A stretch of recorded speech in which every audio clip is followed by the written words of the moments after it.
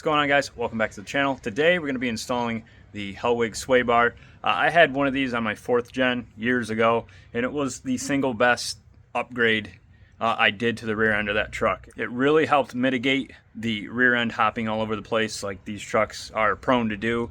So we are going to install this thing and I'll take it for a drive. I'll let you guys know my thoughts on it. Like I said, I've ran it before, and it's probably the top suspension upgrade you can possibly do to these trucks. So they make a huge difference, and they're pretty cheap.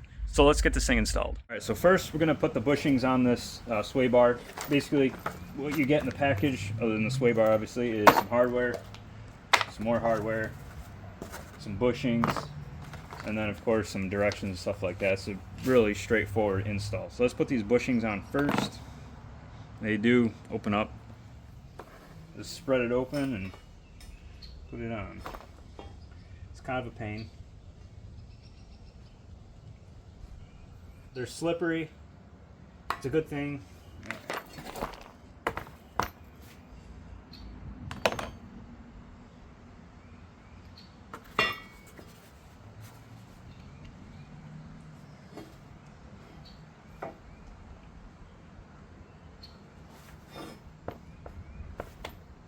There we go.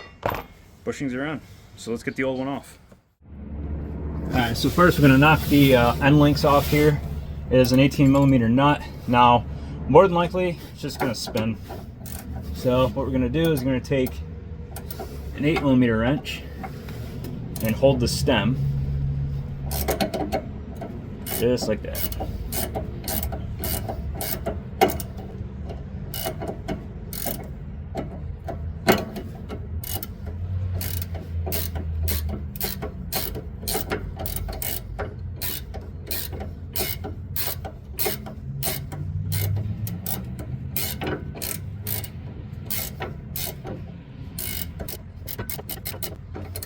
And once this is off, we're going to do the same on the other side, and then we'll finish taking off the OEM sway bar.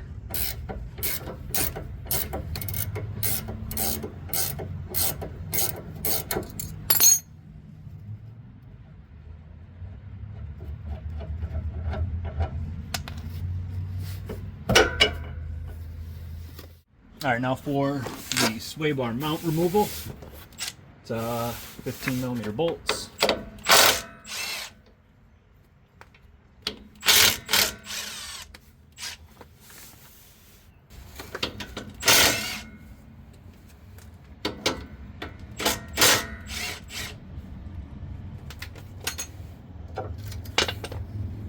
Just like that. The old one is off, and this thing weighs half of the Hellwig, so there's that.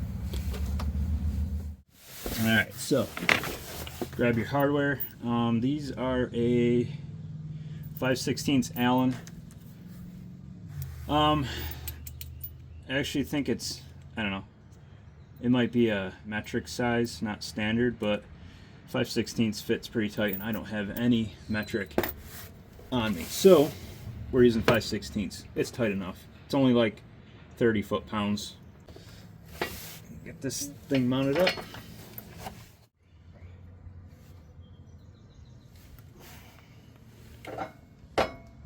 Now, to help you put this up here by yourself, I'm gonna just slide one end into the sway bar. And it'll kind of help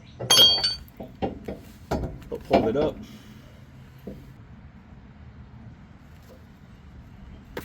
One thing I do want to point out is these washers here. So notice how one side is flat. That is for this right there. So that flat side goes against the inside here.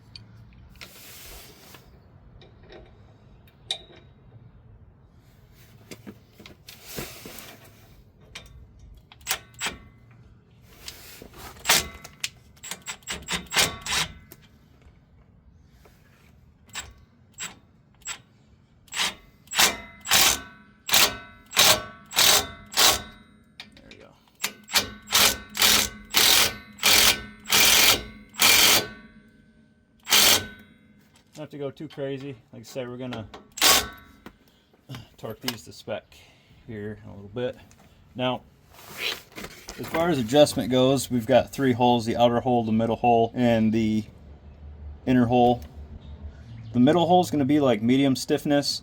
They say to put it on the outside hole first, drive it, blah blah blah, and see how you like it. I had mine on the middle hole before, and that's where I'm going to put it again.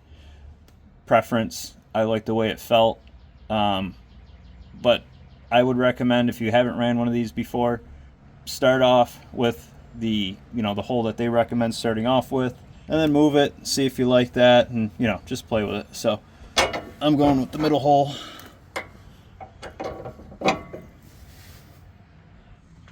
Alright, so there it is, all installed on the frame.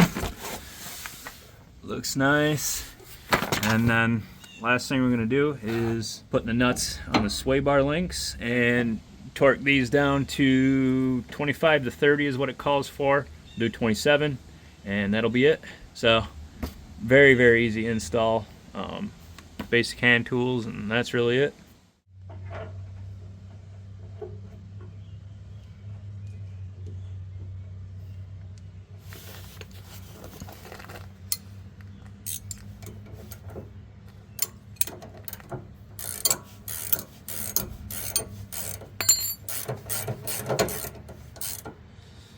Once it starts spinning, we'll hold it with an 8, like we did taking it off.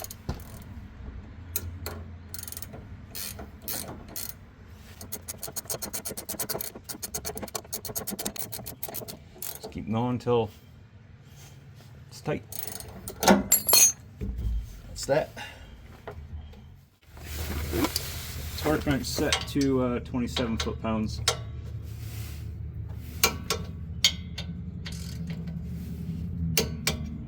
That's it. Do the same on the other side and we're done. There it is, looking real nice.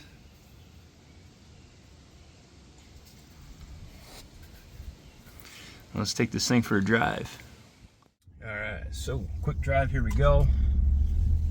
Again, I like this road because it's got some pretty bad bumps in it, and it's really good to test things like this. So, the whole idea behind this is to eliminate the rear end from flying all over the place when you hit bumps. And this is one of those upgrades that you notice instantly. I mean, the first bump you hit, that rear end hop, the rear end flying all over the place, is almost gone. Now, obviously, there's other things that you can do as well to help mitigate that. Better rear springs, better rear shocks, stuff like that. Upgraded lower control arms. But the Hellwig is one of those upgrades that you will notice the most difference from. So we're just flying over these pretty harsh bumps in the road, like they're half as bad as they are. So like I said, I like that middle setting. You just got to play with it. I think the middle setting is perfect for everyday driving, and it's perfect for if you live where there's pretty rough roads, like where I live. Our taxes go to other things other than roads. So it's one of those things that you need to have. And for the price, it's kind of a no-brainer. Sub $300. It's really one of the best upgrades you can do, especially for the money. So if this is something that interests you guys, feel free to shoot me an email, trevork@hpbuilt.com, and we will get you set up with this Hellwig. And of course, anything else you need for your truck, we've got you covered.